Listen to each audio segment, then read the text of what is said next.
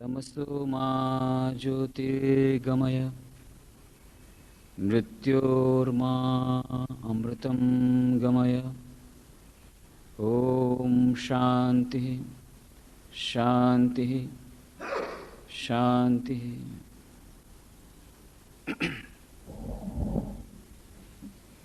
એકાગ્રતા અને ધ્યાન એ વિષય પર આપણે 138 ચર્ચાઓ કરી છે અને આ બંને કેવી રીતે એકબીજાના પરિપૂરક છે અને આપણા દૈનિક જીવનના વિભિન્ન ક્ષેત્રોમાં સફળતા માટે તેમજ પરમપદની પ્રાપ્તિ માટે કેટલા મહત્ત્વના છે।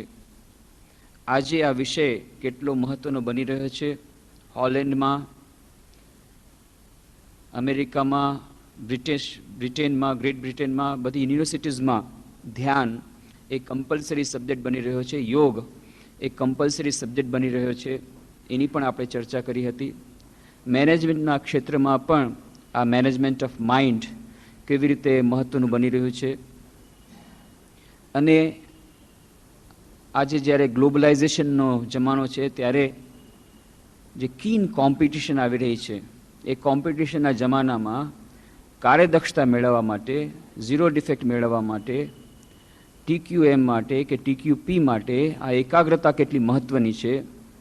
અને તેવી જ રીતે આ કન્ઝ્યુમરિઝમ જ્યારે આવી રહ્યું છે, ઉપભોક્તાવાદ જ્યારે આ વસરી રહ્યો છે, ત્યારે મનની શાંતિ એ કેટલી અગત્યની બની રહી છે, જૂજ બની રહી છે, દુર્ભાગ્યથી સમાજમાંથી જતી રહી છે। ત્યારે આ મનની શાંતિ માટે આ ધ્યાન કેટલું મહત્ત્વનું છે એ બધી ચર્ચા આપણે કરી હતી।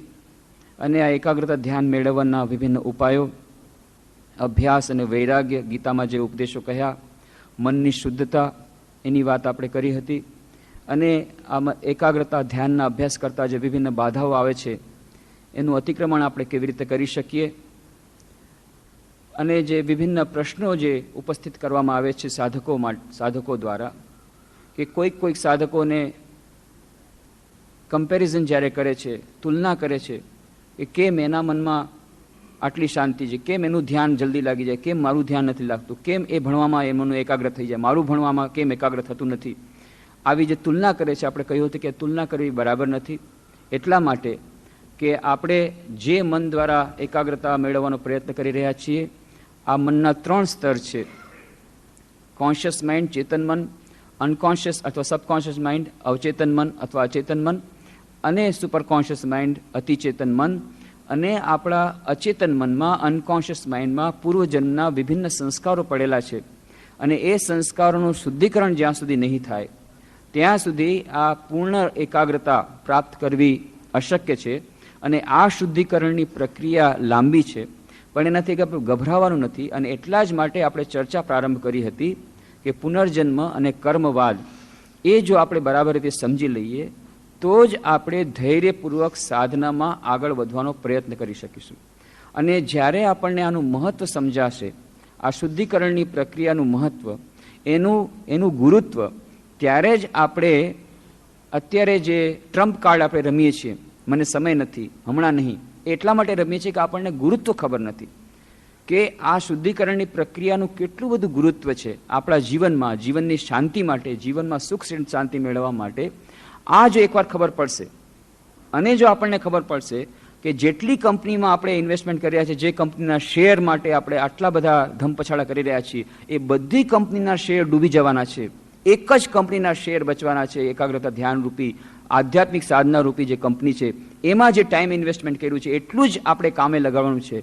તો પછી આપ જે ટ્રમ્પ કાર્ડ રમીએ છીએ આપણે કે મને સમય નથી એકાગ્રતા ધ્યાનનો અભ્યાસ કરવા માટે, આ ટ્રમ્પ કાર્ડ રમતા આપણે બંધ થઈ જશું। હમણાં નહીં જે કહીએ છીએ કે પછી આટલું થઈ જાય, આ કામ પતી જાય પછી હું કરીશ, આ બધા જે આપણે બહાના આપણું મન આપણા પાસે આપણી સમક્ષ મૂકે છે, એ બહાનાબાજી બંધ થઈ જશે જો આપણા મનને ઠીક ખબર પડી જશે કે આપણા જીવનમાં સુખ શાંતિ મેળવવા માટે અનિવાર્ય શરત છે મનની શાંતિ માટે આ એકાગ્રતા ધ્યાનનો અભ્યાસ। આ બધાની આપણે ચર્ચા કરીને એટલા જ માટે આપણે કહ્યું હતું કે આ કર્મવાદ એ જાણવો બહુ જરૂરી છે।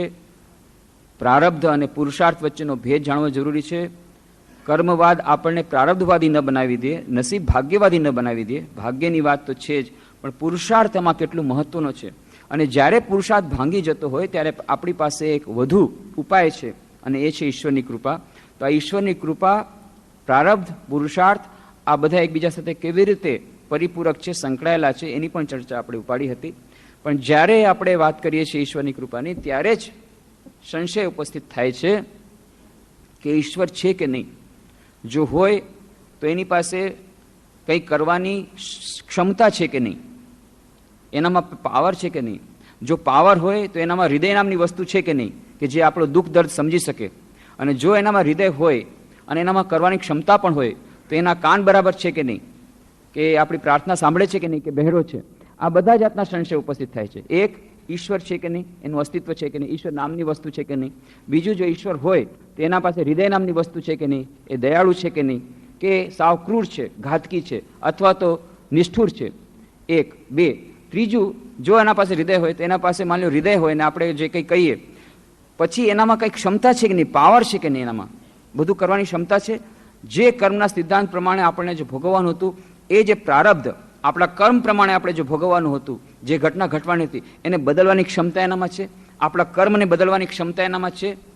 આ સંશય. અને પછી જો એ બધું હોય તો પણ એ શું આપણી પ્રાર્થના સાંભળે છે, કે એના કાનમાં રોગ છે, કે બહેરો છે, એના કાન બરાબર છે કે નહીં. આ ઘણી બધી જાતના સંશય ઉપસ્થિત થાય છે. અને એટલા જ માટે સ્વામી વિવેકાનંદે, હમણાં જ આપણે જે સ્તોત્ર સાંભળ્યું, સ્વામી વિવેકાનંદજીએ પોતે આ સ્તોત્રની રચના કરી.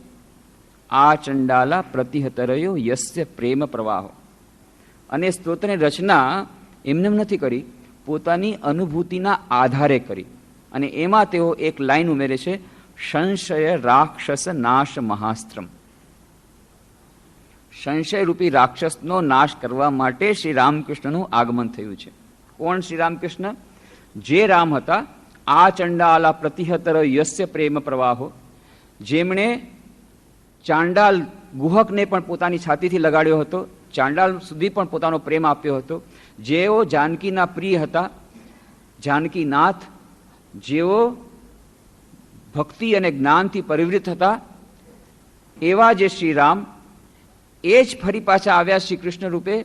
અને ગીતમ શાંતમ મહાનતમ, એ જે ગીતાનો મહાન સંદેશો તેમણે પ્રસરાવ્યો અને ઘોર અંધારું દૂર કર્યું એ સંસારનું. પોતે જ ગીતામાં કહ્યું, યદા યદા હિ ધર્મસ્ય ગ્લાનિર્ભવતિ ભારત અભ્યુત્થાનામ ધર્મસ્ય તદાત્માનમ સૃજામ્યહમ પરિત્રાણાય સાધુનામ વિનાશાય ચ દુષ્કૃતામ ધર્મ સંસ્થાપનાર્થાય સંભવામી યુગે યુગે. આ પ્રોમિસ, આ વચનને પાળવા માટે પોતે આવ્યા શ્રી કૃષ્ણ રૂપે, ગીતાનો મહાન સંદેશો આપ્યો, એ મહાન અંધકારમય રાત્રિ દૂર કરી. એ જ જે રામ હતા અને જેઓ કૃષ્ણ રૂપે આવ્યા, એ જ આ વખતે શ્રી રામકૃષ્ણ રૂપે આવ્યા. સ્વામી વિવેકાનંદ પોતાના સ્તોત્રમાં લખે છે, સોયમ જાતઃ પ્રથિત પુરુષો રામકૃષ્ણ સ્ત્વિદાનીમ. ઇદાનીમ, હવે આ વખતે જે રામ હતા, જે કૃષ્ણ હતા, એ જ આ વખતે રામકૃષ્ણ રૂપે આવ્યા. ક્યારે લખ્યું એમણે? અમસ્તુ ન લખ્યું. પેલા કેટલી બધી જાતની વિટંબણાઓમાંથી દૂર થયા, પ્રથમથી લઈને છેલ્લે સુધી. અને છેલ્લે શ્રી રામકૃષ્ણ દેવની મહાસમાધિથી 16મી ઓગસ્ટ 1886ના રોજ, એના 2 દિવસ પહેલાની વાત, શ્રી રામકૃષ્ણ દેવ પથારીમાં સૂતા છે, ગળામાં કેન્સરની બીમારી થઈ ગઈ છે. કોઈ કહેતા હતા ગિરીશ ઘોષના પાપ પોતાના માથા પર લેવાથી લીધું છે.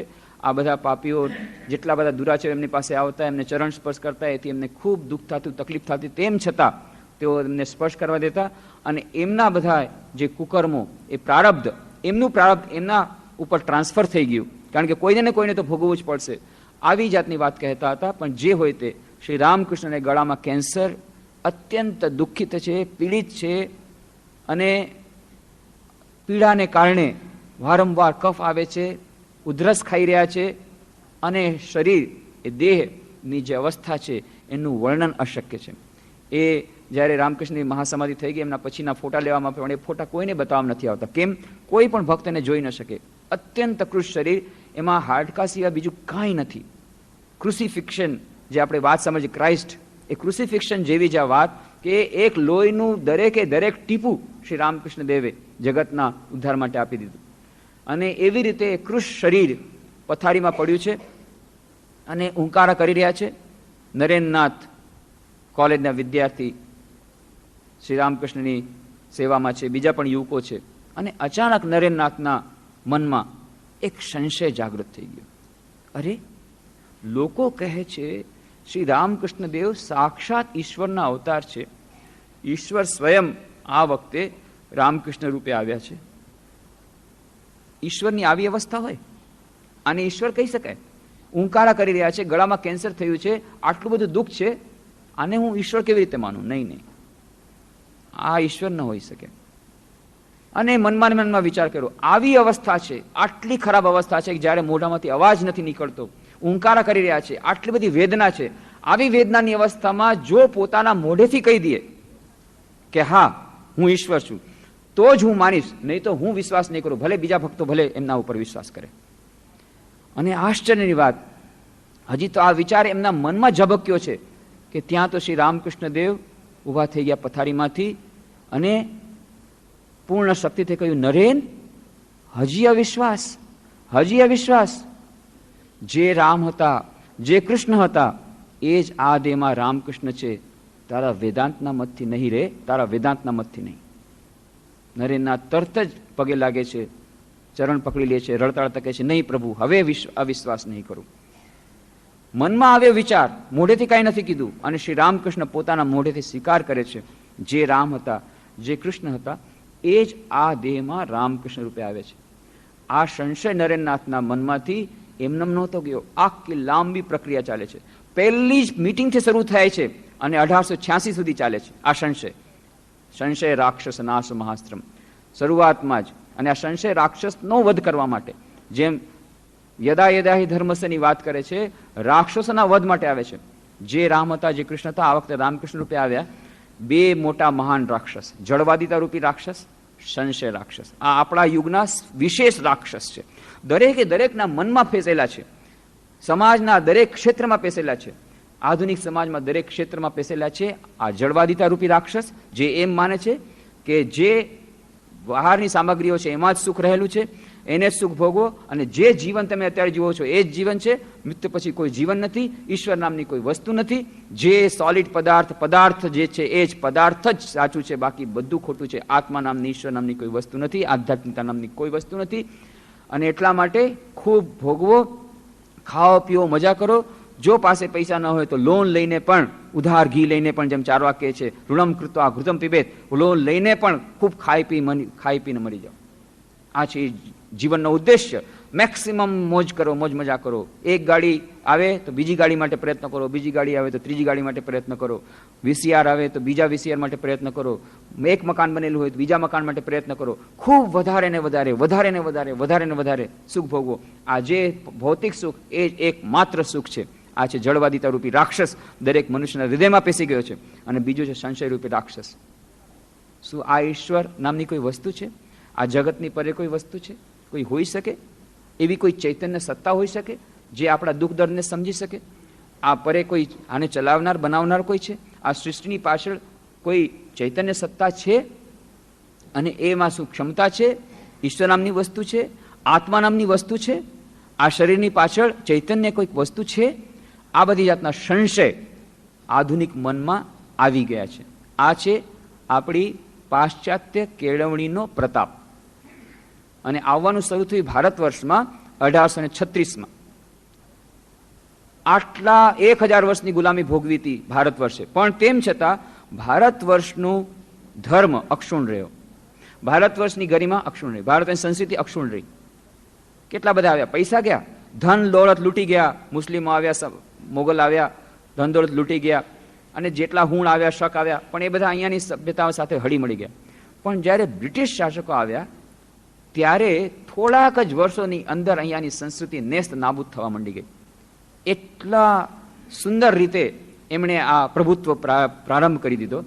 અને લોર્ડ મેકોલે એમણે કહ્યું કે જો આપણે ભારતને સાંસ્કૃતિક, એની ભારતની સંસ્કૃતિ અને અધ્યાત્મ ધર્મને જ્યાં સુધી નેસ્ત નાબૂદ નહીં કરી દઈએ ત્યાં સુધી આપણે ભારતને ઠીક આપણે જય નહીં કરી શકીએ. એટલા માટે એના ધર્મ પર પ્રહાર કરવા જોશે, એની સંસ્કૃતિ પર પ્રહાર કરવા જોશે. પાશ્ચાત્ય સંસ્કૃતિ દ્વારા એને જકડી લેવી પડશે.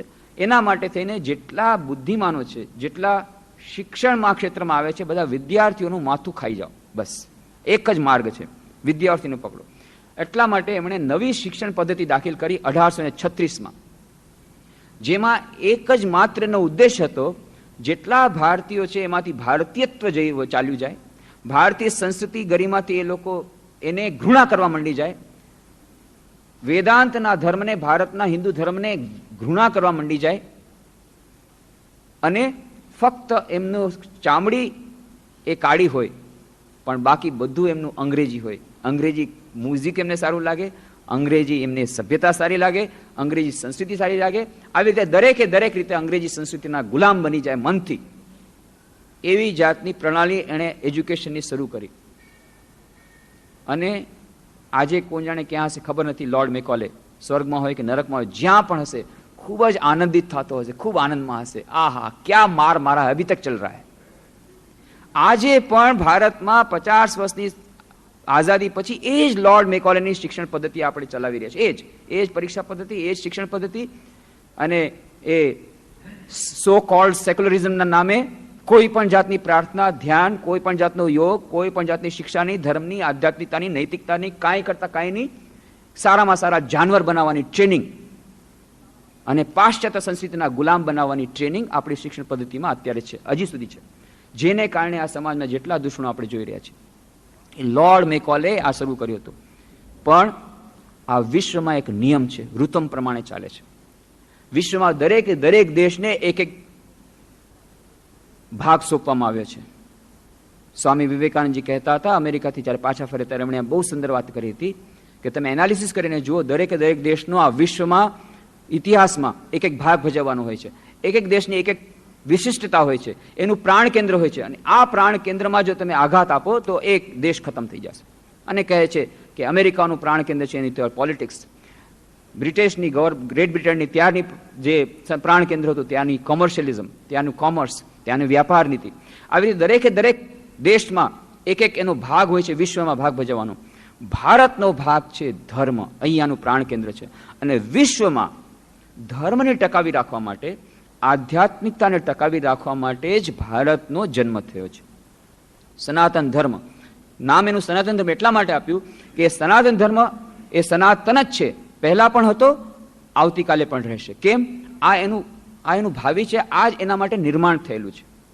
તો સ્વામી વિવેકાનંદ, ઘણા લોકો કહે છે સ્વામી વિવેકાનંદ એ તો આધ્યાત્મિક મહાપુરુષ હતા, એ કેમ ભારતની સ્વાધીનતા માટે આટલી બધી વાતો કરતા, કેમ એક દેશભક્તની જેવી વાતો કરતા? પણ સ્વામી વિવેકાનંદજી પોતે કહ્યું છે કે હું દેશભક્ત એટલા માટે નથી કે ભારત મારો દેશ છે એટલા માટે હું મારા ભારત માટે આટલું બધું કરું છું, નહીં. એટલા માટે કે હું આખા વિશ્વને ચાહું છું. આખા વિશ્વમાં શાંતિ સ્થાપવાની છે, આખા વિશ્વમાં આધ્યાત્મિકતા લાવવાની છે, આખા વિશ્વમાં એ સાચી સંસ્કૃતિ, સાચી આધ્યાત્મિકતા લાવવાની છે. અને એ કામ ત્યારે જ થઈ શકે જ્યારે ભારત બચી શકે. જો ભારત મરી જશે તો સમસ્ત વિશ્વમાંથી આધ્યાત્મિકતાનો લોપ થઈ જશે. કારણ કે આ ભારતનું સનાતન ધર્મનું એક વિશિષ્ટ પ્રદાન છે, જળવાદી સભ્યતાની વિરુદ્ધમાં રહેવાનું. અને એટલા માટે ભારતને બચાવવા માટે સ્વામી વિવેકાનંદ આટલી બધી વાત કરી. એક સંન્યાસી હોવા છતાં જેમને માટે વસુધૈવ કુટુંબકમ એક ભાવના છે, તો એ ભારતના માટે, એ હિન્દુ ધર્મ માટે એમણે વાત કરી. તો આ જે પ્રાણ કેન્દ્ર ઉપર આઘાત થવાનો હતો, લોર્ડ મેકોલે વાત કરી, પણ ઈશ્વરના નિયમો અકળ છે. યદા યદા ધર્મસે જેમ વાત કરી છે, કેટલાક લોકો બહુ સુંદર તે દિવસે વાત કરતા હતા. 2 દિવસ પહેલા હિન્દી સમાજમાં જવાનું થયું તો એક આવ્યા હતા વ્યંગકાર, એમણે બહુ સુંદર વાત કરી કે જો ભાઈ યદા યદા હી ધર્મસે ગ્લાનિર્ભવતિ ભારત, જ્યારે ધર્મની હાનિ થાય છે ત્યારે હું અવતાર લઉં છું. તો જો જેટલા અવતાર બધા હિન્દુસ્તાનમાં જ થાય છે, જો રામ પણ અહીંયા આવ્યા, કૃષ્ણ પણ અહીંયા આવ્યા, બુદ્ધ પણ આવ્યા, મહાવીર પણ આવ્યા, એનો અર્થ છે અહીંયા જ અધર્મ વધારે છે, સૌથી વધારે. એ જ વાત થઈ ને કે સૌથી વધારે અધર્મ અહીંયા છે? નહીં, એ વાત નથી. કારણ કે ધર્મની સ્થાપના આખા વિશ્વમાં ભારત જ એના માટે નિર્માણ થયું છે. દરેક વખતે ભારત દ્વારા જ ધર્મની સ્થાપના થઈ છે. અને જેટલા ધર્મના વિચારો છે આખા વિશ્વમાં ભારતમાંથી ફેલાયેલા છે. જેટલા મહાન વિચારો છે આધ્યાત્મિકતાના, બધાય, એ પછી ક્રિશ્ચિયનિટી હોય કે ગમે તે હોય, એ ભારતમાંથી ગયેલા છે, એક્સપોર્ટ થયેલા છે. એ આખો ઇતિહાસ એ જોવાની અત્યારે એના વિશે ચર્ચા કરવાની અત્યારે આવશ્યકતા નથી, સમય નથી. પણ મુખ્ય વાત છે ભારતનું આ જે પ્રદાન એટલા માટે થઈને ભગવાન ઈશ્વર આવે છે, ભારતમાં જન્મ લે છે. ક્યારે? જ્યારે એમણે જોયું કે સમસ્ત વિશ્વની આધ્યાત્મિકતા ખતરામાં છે. જો ભારતમાંથી આધ્યાત્મિકતા જશે તો વિશ્વમાંથી આધ્યાત્મિકતા જશે.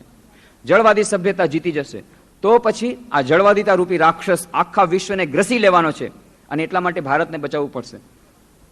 અને એટલા માટે શું કર્યું? ઈશ્વરે પોતે પાછો અવતાર લીધો. ક્યારે લીધો? ભારતમાં 1836માં.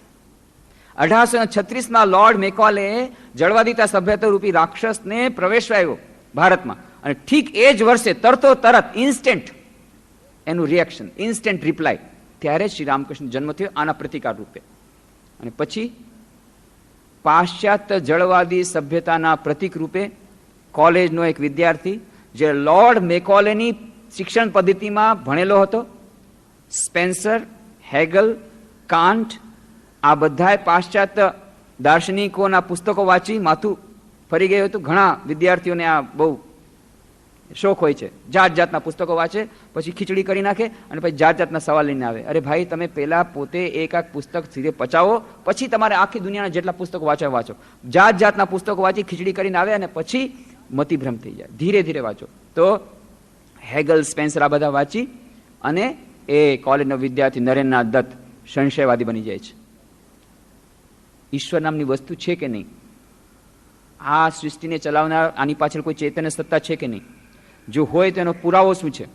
પુરાવો વગર હું કઈ વાતની સ્વીકાર નહીં કરું. હું વિજ્ઞાનનો વિદ્યાર્થી છું, અને એટલા જ માટે નરેન્દ્રનાથ દરેક જગ્યાએ જાય છે. આ એક મહાન સંશય. અને દરેક જગ્યાએ જેને પૂછે છે, તમે શું ઈશ્વરના દર્શન કર્યા છે? કોઈ જવાબ નથી દઈ શકતો. રવિન્દ્રનાથ ટેગોરના પિતાજી ત્યારે એ ગંગામાં નાવમાં રહેતા હતા. એમને જેને પૂછે છે, અચ્છા મહાશય, આપના વિશે ઘણું સાંભળ્યું છે, આપ તો મહર્ષિ છો, મહર્ષિ દેવેન્દ્રનાથ ટેગોર, ઘણું એમનું નામ હતું. તો હું આપની પાસે ઘણી આશા લઈને આવ્યો છું, મને એક પ્રશ્નનો જવાબ આપો. શું છે બેટા? પૂછ. આપે શું ઈશ્વરના દર્શન કર્યા છે?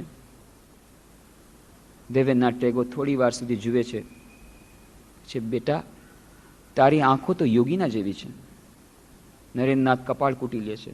હું શું પ્રશ્ન પૂછું, શું જવાબ આપે છે? અરે મેં પૂછ્યું તમે ઈશ્વરના દર્શન કર્યા છે? કહે છે બેટા તારી આંખો યોગીના જેવી છે. અરે મારે મારી પ્રશંસા નથી જોતી, મારે મારો પ્રશ્ન જવાબ જોઈએ છે. ક્યાંયથી નથી મળતો. અને પછી એના પ્રિન્સિપાલ જનરલ એસેમ્બલી કોલેજમાં ભણતા હતા, એમના પ્રિન્સિપાલ વિલિયમ હેસ્ટી એક દિવસે આવે છે. અંગ્રેજીના પ્રોફેસર એબસેન્ટ હતા. વર્ડસવર્થની કવિતા ભણાવી રહ્યા હતા વિલિયમ હેસ્ટી, એમના પ્રિન્સિપાલ. એક્સકર્શન નામની કવિતા, અને એમાં સમાધિ અવસ્થાનું વર્ણન આવે છે. ત્યારે નરેન્દ્રનાથ પૂછે છે, અચ્છા સર, સમાધિ અવસ્થા, અતિચેતન અવસ્થા એક્સકર્શનમાં આવે છે? વર્ડસવર્થ આનું વર્ણન કરે છે? આવી અવસ્થા શું થઈ શકે કોઈ વ્યક્તિને? આવી સમાધિ અવસ્થા શું શક્ય છે? અને ત્યારે એમના પ્રોફેસર કહે છે, વિલિયમ હેસ્ટી, હા, આજે તે અતિચેતન અવસ્થા થાય. અને આજે પણ વિશ્વમાં એક વ્યક્તિ એવી હાજર છે જેને આવી જાતની સમાધિ અવસ્થા થાય છે. કલકત્તામાં છે. તું ચાહે તો તેના દર્શન કરી શકે છે. શ્રી રામકૃષ્ણ પરમહંસ દક્ષિણેશ્વર કાલી મંદિરમાં રહે છે, અને આવી રીતે રામકૃષ્ણ પરમહંસ પાસે વિશે જાણે છે.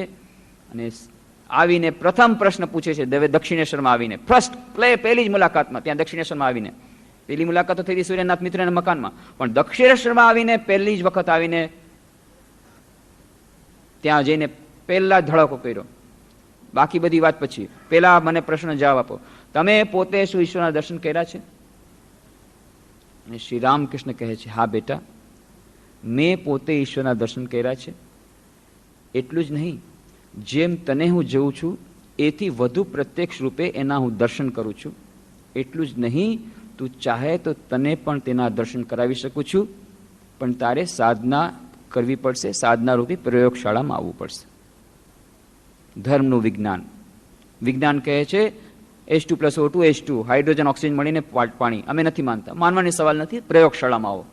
શ્રી રામકૃષ્ણ એમ નથી કહેતા મેં દર્શન કર્યા છે બસ તને નહીં થાય, બસ હું જેમ કહું છું માની લે. નહીં, મેં દર્શન કર્યા છે, તું ચાહે તો તને પણ તેના દર્શન થઈ શકે, પણ તારે પ્રયોગશાળામાં આવવું પડશે.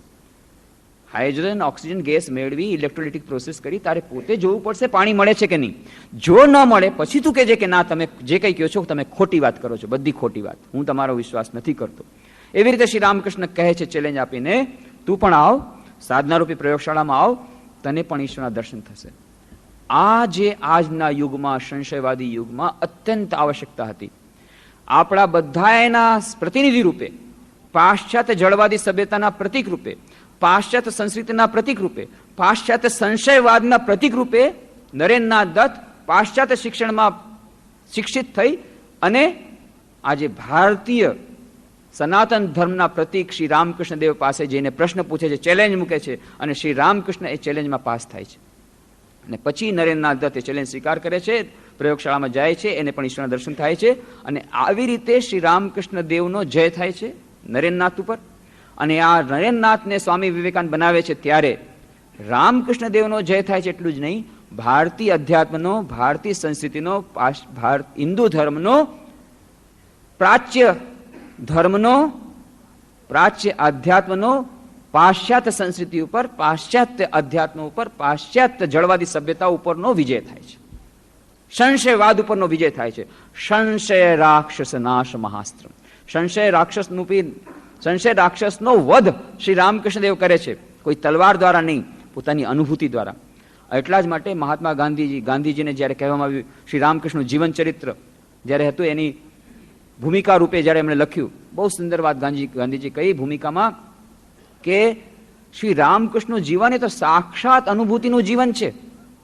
આ સંશયવાદના જમાનામાં આપણને શીખવાડે છે કે રામકૃષ્ણ દેવ પોતાના જીવન દ્વારા, ફક્ત ઉપદેશ દ્વારા નહીં, કે ભગવાન ઈશ્વર એ જીવંત સત્તા છે. એમના જીવનને વાંચવાથી, જીવન ચરિત્ર વાંચવાથી આપણને ખબર પડે છે કે અહર્નિશ પ્રભુનું ધ્યાન, અહર્નિશ જાણે પ્રભુની સાથે જ રહી રહ્યા છે.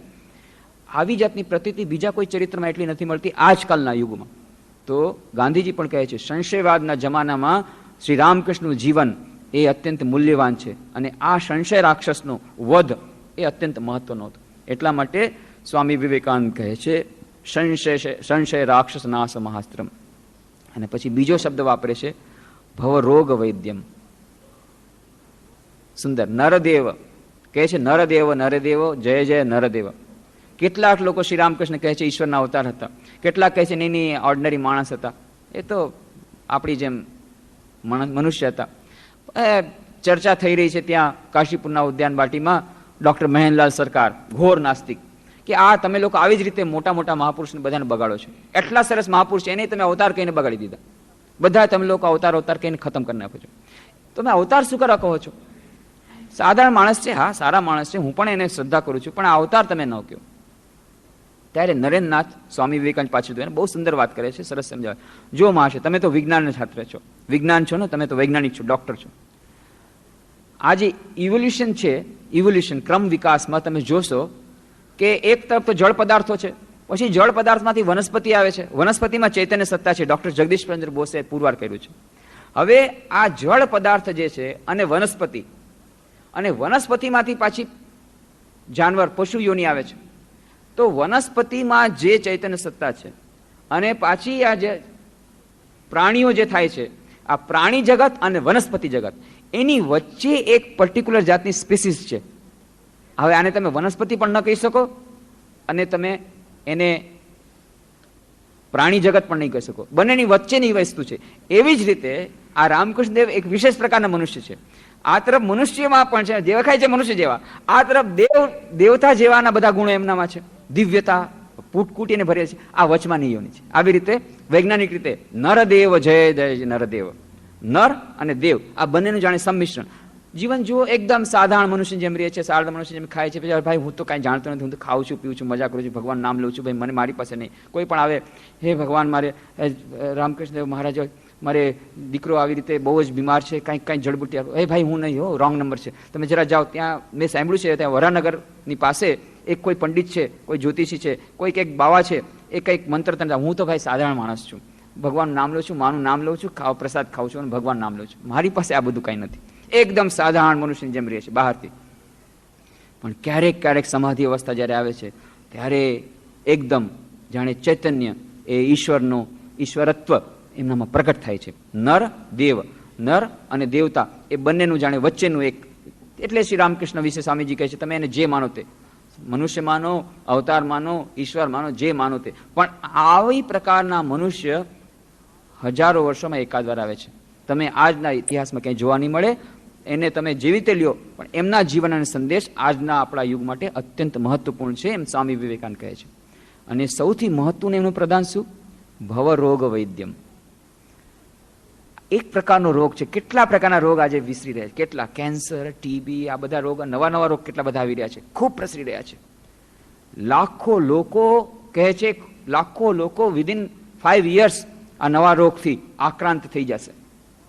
કેટલા બધા નવા રોગો. પણ એક રોગ જે આપણને દરેકને without exception, without few exceptions બધાને લાગેલો છે, એ રોગ વિશે આપણે જાણતા જ નથી, અને એ છે ભવરોગ. બધાને લાગેલો છે. દરેકને આ ભવરોગથી આપણે આક્રાંત થયા છીએ, પણ આપણને ખબર પણ નથી. અહીંયા જેટલા લોકો આવ્યા છે, રાજકોટમાં 10 લાખ લોકો હશે, બધાને ભવરોગ લાગેલો છે. એમાંથી આટલા જ લોકો આવ્યા ભવરોગ વિશે જાણવા માટે. એમાં પણ બધા જાણતા નથી, જાણે અજાણે ભવરોગની દવા માટે અહીંયા આવ્યા છે. વિચાર કરો, પર્સન્ટેજ જુઓ કે ગીતામાં જેમ કીધું, મનુષ્યાણામ સહસ્રેષુ કશિત યતતિ સિદ્ધયે યતતામપી સિદ્ધાનામ કશિન્મામ વેતિ તત્વતા. જો આજે ગીતામાં શ્રી કૃષ્ણ ભાવ કહે તો સહસ્ર ન કહે, કરોડોમાંથી એકાદ કહે. મનુષ્યાણામ સહસ્રેષુ કશિત યતતિ સિદ્ધયે, હજારો મનુષ્યમાં એકાદ જ આ જાણે છે, પ્રયત્ન કરે છે, અને એ પ્રયત્ન કરવાવાળા હજારોમાંથી એકાદને આ તત્વતઃ ઈશ્વરને જાણે છે.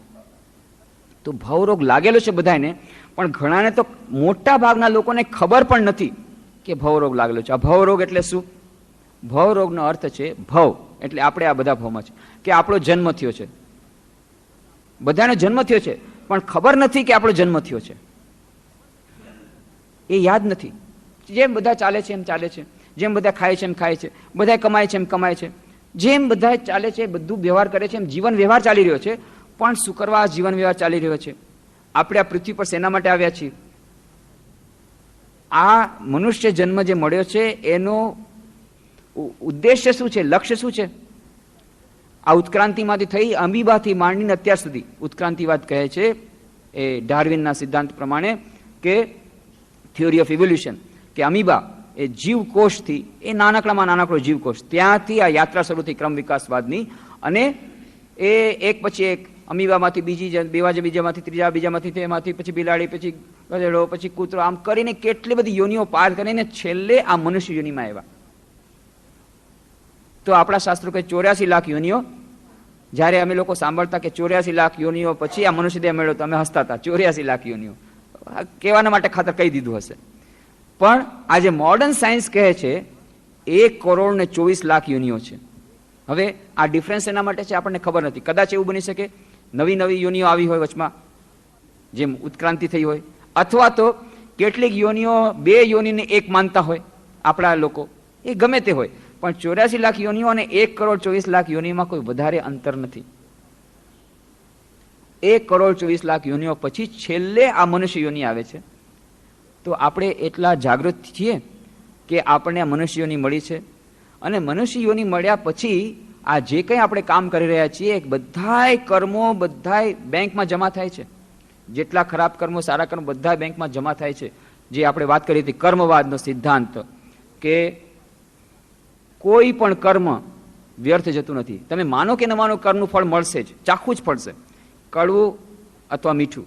સારા કર્મનું ફળ સારું મળશે, ખરાબ કર્મનું ફળ ખરાબ ફળ મળશે. એ કર્મનો અટલ સિદ્ધાંત છે. ભોગવવું જ પડે, જેવા કર્મ તેવા ફળ. અને પછી આ કર્મના બંધનથી આપણે આક્રાંત છીએ, અને આપણે અત્યારે જે કંઈ પરિસ્થિતિ છે એ આપણે એના માટે થઈને મુક્ત નથી. આપણા પોતાના પૂર્વજન્મોના કર્મોને કારણે આપણને અત્યારનો જન્મ મળ્યો છે. એ પ્રમાણે આપણને આજની પરિસ્થિતિ મળી છે. એ જ પ્રમાણે આપણને એવા સાસુ, એવા વહુ, એવા પુત્ર વધુ, એવા ભાઈ, એવા બેન મળ્યા છે, એવા રિલેટિવ્સ મળ્યા છે, એવા પાર્ટનર મળ્યા છે. એક પ્રાદ પ્રમાણે જ આપણને શરીરમાં પણ દુઃખ ભોગવવા પડે છે, મનના દુઃખ ભોગવવા પડે છે. મનના એવા સંસ્કાર ખરાબ થઈ ગયા છે તો સારા થઈ ગયા, જે કંઈ છે બધા આપણા પોતાના કર્મોને કારણે છે. અને આવી રીતે આપણે આપણા કર્મોથી આબદ્ધ છીએ. એટલું જ નહીં, આપણે ચાહીએ કે ન ચાહીએ, આ કર્મોના પરિણામ આપણને ભોગવવા જ પડશે. તમે જઈ શકો છો, જાઓ મેડિકલ સ્ટોરમાં, કેમિસ્ટ પાસે, કે નહીં હવે મારે કર્મ ભોગીને હવે બહુ એકદમ ખતમ થઈ ગયા, નિરાશ થઈ ગયા, હવે નથી ભોગવાતું, ચાલો જાઓ કેમિસ્ટની દુકાનમાં જાઓ, બેગોન સ્પ્રે લઈ લો 4 લીટર અને ખાઈ જાઓ, પતી ગયું, બસ હવે કર્મમાંથી છૂટતા નહીં થાવ. જે કર્મના ફળ ભોગવવા જ પડશે. આ એક નવું કર્મનું ફળ ભોગવવું પડશે. આ તો ઉલટાના ઉલમાંથી ચૂલમાં, કારણ કે પાછું પ્રેત યોનિમાં જવું પડશે. અને આત્મહત્યા કરવાનું જે મહાનમાં મહાન પાપ છે, હત્યાને આત્મહત્યા કહે છે, બહુ મહાનમાં મહાન પાપ છે, એ વળી એક નવું કર્મ થઈ ગયું. એનું ફળ ભોગવવાનું, અને પછી એટલું ભોગવા પછી બાકીનું જે પાછું નવેસરથી શરૂ, જે જ્યાંથી મૂકી દીધું હતું, જે ફળ ભોગવવાના છે અત્યાર સુધી, અત્યારે યોનિમાં ભોગી લે તો સારું છે, નહીં તો એ તો પાછા ભોગવવા જ પડશે. અને ફરી પાછું મરવું પડશે. પણ મર્યા પછી પણ શાંતિ નથી. જ્યારે મૃત્યુ આવશે પોતાની મેળે, ત્યારે મૃત્યુ નહીં તમને ગમતું હોય કે નહીં, મને હજી 1-2 વર્ષ મારા પૌત્ર હજી જન્મ થવાનો છે, અથવા મારી આ મારુતિ 1000નો ઓર્ડર એ પછી આવી જાવ, તો કાંઈ કરતાં કાંઈ ન ચાલે, 1 સેકન્ડ ન ચાલે. એ જ્યારે યમરાજનો તેડું આવ્યું ત્યારે જવું પડશે. તમે ઈચ્છા કરો મરી નહીં શકો, પાછું તમે ઈચ્છા કરો મારે નથી મરવું તો મરવું પડશે. એ તમે એનાથી સ્વતંત્ર નથી, કર્મો દ્વારા આબદ્ધ. અને પછી પાછું મર્યા પછી પણ જો છુટકારો હોય તો ચાલો, હાશ, ના, પાછું જન્મવું પડશે. પુનરપી જન્મમ પુનરપી મરણમ પુનરપી જનની જઠરે શયનમ ઈય સંસારે બહુ દુસ્તારે કૃપા પાહો પાઈ મુરારે. વારંવાર જન્મ ગ્રહણ કરવો, જન્મનું જે દુઃખ છે ભાગવતમાં બહુ સુંદર વર્ણન આવે છે કે જન્મવાન સાથે 9 મહિના કેટલું બધું દુઃખ ભોગવું પડે છે એ બાળકને. પણ એનાથી પાછું થતું નથી. પાછી એ સ્કૂલમાં જવાનું દુઃખ, માસ્ટર મારે, માસ્ટર આજકાલ ભલે ન મારતા હોય પણ બીજા ઘણી બધી જાતના દુઃખ એ શીખવવું પડે. પછી બીજા જે ઈજા થાય, પપ્પા મમ્મી બંનેના વચ્ચે ઝઘડામાં, આજકાલ પપ્પા મમ્મીનો ઝઘડો વચ્ચે બાળકો બિચારા પીસાઈ જાય છે કેટલા. અને કાં તો મોસ્ટલી તો પપ્પા મમ્મા સેપરેટ જ રહેતા હોય, એટલે પાછું એનું એક દુઃખ. બીજા લોકો કહેતા હોય તારા પપ્પા ક્યાં છે, કે તારી મમ્મી ક્યાં છે. 1/3 of the marriages are becoming failures. બ્રિટેનમાં એની હવા અહીં આવી રહી છે. કેટલી બધી જાતના દુઃખ, બાળકોને તો કેટલા બધા દુઃખ છે એની. કોઈ તો બધા બાળકો મારી પાસે આવે છે, ઘણા બધા વિદ્યાર્થીઓ, ખબર પડે છે કેટલી જાતના એના મનમાં દુઃખ, કેટલી જાતના પ્રોબ્લેમ્સ મોડર્ન જનરેશનને. એ બધા દુઃખ એમાં કરો, ત્યાં પછી લગ્ન કરવા પડે. એના પહેલાં તો કેરિયર ડેવલપમેન્ટ, બધાને નોકરી, અનએમ્પ્લોયમેન્ટ પ્રોબ્લેમ, એમાંથી પારાઓ, માંડ નોકરી મળી, રિશ્વત દેવડાઓ, 1.5 લાખ દીધા અને માંડ ટીચર બન્યા. હવે 1.5 લાખનું ડોનેશન માટે કોઈ લોન લીધી, લોન ભરપાઈ કરો. એ ભરપાઈ કરીને કરી, ત્યાં તો પાછા લગ્ન માટે બીજી લોન લ્યો, પછી લગ્ન કરો તો એની ફોન પર ભરપાઈ કરો. અને પછી તો પછી બાળકો થાય તો પછી જવા દે એની જવાબદારી. અને પછી એક બાળક માંદું થાય, બીજું મરી ગયું, ત્યારે પછી તો શરૂઆત થઈ ગઈ. તમે ક્યાં ગયા હતા? ઉઠમણામાં. બીજે દિવસે ક્યાં ગયા હતા? મેરેજમાં. ત્રીજે દિવસે ક્યાં ગયા? ઉઠમણામાં. ચોથા દિવસે મેરેજમાં. આ ચાલતું જ રહે, ટાઈમ જ નથી. અને એમ કરતાં કરતાં એક દિવસે પોતાનું ઉઠમણું થઈ ગયું. આ છે આખી ઘટમાળ. આનું નામ છે ભવરોગ. અને છતાંય બધા એમ લાગે છે કે ના, આ મળી જશે તો બસ શાંતિ જ શાંતિ, આટલું મળી જશે પછી આનંદ જ આનંદ, બસ આટલું થઈ જશે, બસ મારી દીકરીના લગ્ન થઈ જાય, 7 દીકરીના લગ્ન પછી તો સ્વામીજી હું આખો દિવસ ભગવાનનું ધ્યાન કરવાનું છે, બસ આ 7 દીકરીના લગ્ન થઈ જાય. ક્યારે નથી થવાનું, કારણ કે દીકરીના પાસે દીકરાઓ થશે, એનું પાછી જનોઈ થશે, તમને ખબર નથી કેટલા બધા હજી તો ઉત્સવ આવવાના બાકી છે. પછી એ લોકોના દીકરાના પરણશે, એટલું થવાનું છે. વ્યવહારના કામો કોઈ દિવસ અટકવાના નથી. પણ આ જે ભવરોગ કે આપણી અનિચ્છાએ આપણને દુઃખ ભોગવવા પડે છે, અને આપણે ચાહીએ છીએ, આપણે એમ ધારીએ છીએ કે આપણને સુખ મળશે, મળતું નથી. સુખ દૂર ને દૂર જતું જાય છે. એ તૃષ્ણા મળતી નથી. યયાતિ સિન્ડ્રોમ આ બધાને લાગેલો છે. આનું નામ ભવરોગ, યયાતિ સિન્ડ્રોમ. યયાતિ રાજાની વાર્તા આવે છે શ્રીમદ ભાગવતમાં, બહુ સુંદર વાર્તા. યયાતિ રાજાને શ્રાપ મળ્યો અને અચાનક એ જુવાનમાંથી વૃદ્ધ થઈ ગયા, પણ એને મનમાં હજી સુખ ભોગવાની બહુ ઈચ્છા હતી. એટલે પછી એણે શું કર્યું? લાજ શરમ છોડીને પોતાના દીકરાને કહ્યું, દીકરા તું મને તારી યુવાની આપ, મરે હજી દુઃખ ભોગવાનું બાકી છે. દીકરો બહુ જ સરસ હતો, ડાયો હતો. અચ્છા ઠીક છે પિતાજી, મારી યુવાની તમે લઈ લ્યો. પોતાની યુવાનીનું દાન પુત્ર પિતાને કરે છે, અને પછી ખૂબ સુખ ભોગવે છે. જેટલા પ્રકારના સુખ ભોગવી શકાય એટલા બધા ભોગવે છે. પણ એ બધા સુખ ભોગવા પછી પણ યયાતિને સંતોષ થતો નથી કે મેં બધા સુખ ભોગવા, હવે પાછી યુવાની પણ જે ઉછીની લીધેલી એ પૂરી થઈ ગઈ, પાછા વૃદ્ધ થઈ ગયા. હવે શું થાય? કેની યુવાની લેવી? અને પછી તો વિચાર કરે છે કે હજી બીજા દીકરાની પણ લઈ શકું છું, 2 દીકરા છે, એની પણ યુવાની લઈ લઈશ, અને જેટલા માણસો છે આખી પૃથ્વીમાં એ બધાની યુવાની હું લઈ લઈશ, પણ પાછો વૃદ્ધ થઈશ. વળી બીજાની યુવાની લઈશ, પાછો વૃદ્ધ થઈશ. વળી બીજાની લઈશ, બધે વૃદ્ધ થઈશ. આ બધાની યુવાની લીધા પછી પણ પાછો વૃદ્ધ તો મારે થવાનું છે એક દિવસે, અને એના પછી પણ મને સંતોષ તો મળવાનો નથી. એ એમને સમજાઈ ગયું. પછી એમણે કહ્યું, લખ્યું, ઓહો હવે હું સમજો. ન જાતું કામાન ઉપભોગે ન શામ્યતી હવિષા કૃષ્ણ વર્તમેવ ભૂય એવા બી વર્ધતે. કે અત્યાર સુધી એમ માનતો હતો કે હું સુખ ભોગવી લઈશ તો મને શાંતિ મળશે, પણ હવે તો મને સમજાઈ ગયું છે કે ગમે એટલી ઈચ્છાઓ તમે સુખ સંતોષો તો પણ એ ઈચ્છાઓ પરિપૂર્ણ થતી નથી. અગ્નિમાં જેમ ઘી નાખો એમ માનીને કે એનાથી અગ્નિ ઠરી જશે, અગ્નિ હજી વધુ પ્રજ્વળ થાય છે. અગ્નિમાં ઘી નાખવાથી જેમ અગ્નિ ઠરતી નથી પણ વધુ પ્રજ્વળ થાય છે, એમ આ સુખ ભોગવવાથી સુખની શાંતિ થતી નથી, મનની શાંતિ મળતી નથી, વધુ ને વધુ હજી ઈચ્છાઓ જાગૃત થાય છે. અને તેમ છતાં માણસ એમ માને છે કે ના, મને આ સુખ ભોગવવાથી આટલું થશે એટલે બસ પછી મને શાંતિ મળી જશે. અને આવી રીતે વારંવાર પ્રયત્ન કરે છે, વારંવાર પૈસા મેળવવા માટે પ્રયત્ન કરે છે, સાચા રસ્તે નહીં તો બ્લેક માર્કેટિંગ કરે છે, બીજાનું ઉધાર લઈને મરે છે, બીજાનું મર્ડર કરીને કરે છે, ચોરી કરીને કરે છે, બીજાને સતાવીને કરે છે, અને આ બધા ઉપભોગતા લે છે, વૃદ્ધ થાય છે, મરી જાય છે, પાછો જન્મ થાય છે, પાછો વૃદ્ધ થાય છે, મરી જાય છે. આનું નામ ભવરોગ. આ ભવરોગથી આપણે બધા પીડાઈ રહ્યા છીએ પણ આપણે જાણતા નથી. જ્યાં સુધી આ કર્મના બંધનમાંથી આપણે નથી આવી શકતા પાછા, ત્યાં સુધી થશે. ધ્યાનનું આ જ મહત્વ છે. જ્યારે આપણે એકદમ શાંતિથી ધ્યાન કરીએ છીએ ત્યારે ધ્યાનના ક્ષણોમાં આપણને ખબર પડે છે આપણે ક્યાંથી આવ્યા હતા, આપણો જીવનનું લક્ષ્ય શું છે, આ કેવી જાતનો રોગ, ભવરોગ એટલે શું, આ ભવરોગ કેવી રીતે આપણે લાગુ પડ્યો છે. અને આ ભવરોગના વૈદ્ય છે, મહાન વૈદ્ય છે શ્રી રામકૃષ્ણદેવ. જો બીજો કોઈ ઉપાય ન હોય, એકાગ્ર ધ્યાનનો આપણે અભ્યાસ કરીએ. અને એક સુંદર ઉપાય છે ઈશ્વરની શરણાગતિ.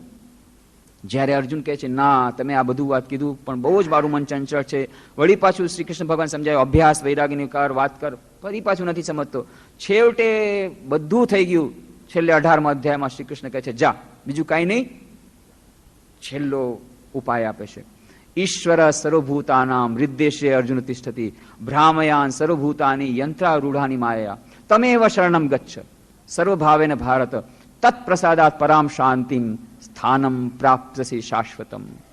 જા, ઈશ્વર આ દરેક હૃદયમાં, દરેક મનુષ્ય હૃદયમાં બેઠેલા છે અને જેમ ચક્કુ ચલાવે મનુષ્ય, મશીન ચલાવે છે દરેકનું, એની શરણે જા.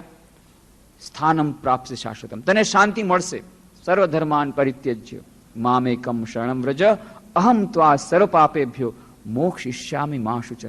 શોક ન કર, તને દરેકે દરેક પાપોમાંથી મુક્ત કરી દઈશ, બધું છોડી મારે શરણાગત થઈ જા. આ બીજો માર્ગ છે ભવરોગ વૈદ્યમ. ઈશ્વર શ્રી રામકૃષ્ણ રૂપે આવે છે અને આ અભયદાન આપે છે. અને કેટલા લોકોને એનાથી અભયદાન મળ્યું. એની થોડીક વાર્તાઓ શ્રી રામકૃષ્ણ જ્યોતમાં આપી હતી. રસિક મહેતર એ દક્ષિણેશ્વરમાં દરરોજ ઝાડુ લગાવે દક્ષિણેશ્વરના પ્રાંગણમાં, અને શ્રી રામ જુએ શ્રી રામકૃષ્ણ પાસે કેટલા બધા ભક્તો આવે છે. એ ભક્તો આવે, શ્રી રામકૃષ્ણ એમને આશીર્વાદ આપે. આ દૂર દૂરથી જોતો હોય પણ એ તો મહેતર છે, અછૂત છે, અસ્પૃશ્ય છે, થતો નથી, એમને સાહસ નથી થતું. એક દિવસે શ્રી રામકૃષ્ણ સવારના લટારમાં રહ્યા હતા પંચવટી નીચે, અને રસિક મહેતર જઈ અને એમના ચરણે લાંબો સાષ્ટાંગ પ્રણામ કરે છે. એનો ફોટો પણ આપણે છાપ્યો છે. જોકે એ સાચો ફોટોગ્રાફ નથી, કાલ્પનિક ફોટો, પણ લાંબો સાષ્ટાંગ પ્રણામ કરે છે. અરે ઉઠ ઉઠ રસિક, શું થઈ ગયું? નથી ઉઠતો. શું થઈ ગયું? બાપ, પેલા મને આશીર્વાદ આપો. મારું શું થશે? બધા તમારી પાસે આશીર્વાદ લઈ જાય છે, હું દરરોજ તમારી સેવા કરું છું, દરરોજ ઝાડુ વાળું છું, મારું કઈ નહીં થાય. ત્યારે શ્રી રામકૃષ્ણ કે ચિંતા નહીં કર, મરતી વખતે, મરણ વખતે હું તને આવીશ, લઈ જઈશ. બસ પછી છોડી દે છે. અને ખરેખર રસિક મહેતર એ જ્યારે છેલ્લા વખતે જ્યારે મરણનો ટાઈમ આવ્યો કે અરે મને તુલસીના ઝાડ નીચે લઈ જાઓ, ત્યાં તુલસીનું ઝાડ હતું એના પ્રાંગણમાં, નાનકડું મકાન, આજે પણ એ મકાન જોઈ શકો છો. દક્ષિણેશ્વરમાં જાઓ જ્યારે કલકત્તામાં, તો મંદિર, દક્ષિણેશ્વર મંદિર થોડેક જ દૂર છે રસિક મહેતરનું મકાન. આજે પણ એ તુલસીનો ક્યારો છે, જે તુલસીના ક્યારા નીચે ખાટલો રાખી અને રસિક મહેતરે પોતાનું જીવન શરીર છોડી દીધું હતું. ત્યાં જઈને જુઓ, ત્યાં કહીને મને ત્યાં લઈ જાઓ. ત્યાં લઈ ગયા અને રામકૃષ્ણ દેવ અરે છેલ્લે મરતે આવ્યા, બાપુ તમે આવ્યા, બાપુ તમે તમારું વચન રાખ્યું. અને કે છે અરે રામકૃષ્ણ દેવ આવ્યા છે, રામકૃષ્ણ દેવ આવ્યા છે, આસન આપો, આસન આપો. આમ રામકૃષ્ણ નામ જપતા જપતા શરીર છોડી દે છે. શ્રી રામકૃષ્ણ સાથે અંતર્ધાન થઈ જાય છે. આજે ભવરોગ વૈદ્યમ કે એને હંમેશા હંમેશા માટે બંધનોમાંથી છોડાવી દે છે, જે શ્રી રામકૃષ્ણના શરણમાં આવે છે, ઈશ્વરના શરણમાં આવે છે. કેટલી બધી એવી વાતો, હાજરા મહાશયની વાતો. હાજરા મહાશય એક ખલનાયકની ભૂમિકા રામકૃષ્ણ જ્યોતના ફેબ્રુઆરી અંકમાં આખી ડિટેલ્સ આપી છે. એક ખલનાયકની ભૂમિકા અદા કરે છે, તેમ છતાં સ્વામી વિવેકાનંદ લઈ જાય છે હાજરા ઉપર તમારે કૃપા કરવી પડશે. ના, હું નહીં કરું. એ જો કેવી કારસ્તાની કરે છે, કેવી બદમાશી કરે છે, નહીં કરું. નહીં, તમારે કૃપા કરવી પડશે, મારા ખાતર કરવી પડશે. છેવટે રામકૃષ્ણ કહે છે જા, છેલ્લે વખતે તારું થશે. અને આ બધી ખલનાયકી બધું ભૂલી જાય છે હાજરા, અને મહાન ભક્ત બની જાય છે. મરતી વખતે રામકૃષ્ણનું નામ લેતા લેતા અરે બાપુ તમે આવ્યા. રામકૃષ્ણ પોતાની હાથે લઈ જાય છે પરમધામમાં, ભવરોગમાંથી મુક્તિ અપાવે છે. બલરામ બોસ મહાન ભક્ત હતા. બલરામ બોસ એટલા મહાન ભક્ત હતા, રસદદાર કહેતા હતા. શ્રી રામકૃષ્ણ બધી જરૂરિયાતો પૂરી કરતા. એમના ઘરે કલકત્તામાં આજે પણ એ બલરામ બોસનું મકાન હવે રામકૃષ્ણ મિશનનું થઈ ગયું, તો આ એ મકાન હવે રામકૃષ્ણ આશ્રમનું એક અંગ બની ગયું છે.